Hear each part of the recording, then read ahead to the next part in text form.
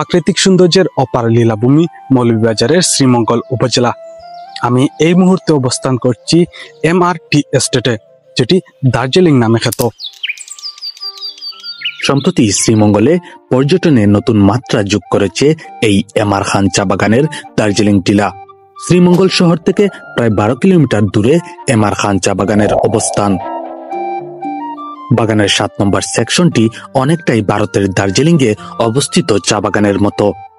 সাজানো গুছানো জায়গাটি তাই সবার কাছে পরিচিত পাচ্ছে দার্জিলিং টিলা নামে।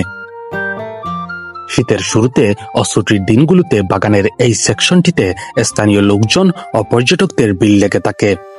তবে পূর্বে এই সেকশনটিতে যাওয়ার জন্য যান চলাচলের সুবিধা থাকলেও বর্তমানে বাগানের প্রবেশ মুখ থেকে দর্শনার্থীদের হেঁটে যেতে হয় এই সেকশনে।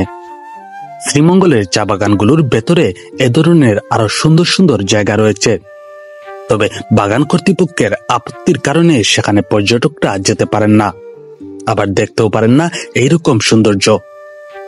এমনকি এই বাগানটিতেও একসময় যেতে অনুমতির প্রয়োজন হলেও এখন লোকজন বেশি হওয়ায় চা বাগান কর্তৃপক্ষ জায়গাটি প্রায় উন্মুক্ত করে দিয়েছে। তবে নিরাপত্তার স্বার্থে চা বাগানে প্রবেশের সময় নাম ঠিকানা লিখে যেতে হয়। শ্রীমঙ্গলের মৌলভীবাজার থেকে শামিল হোসেন, জীবস 24।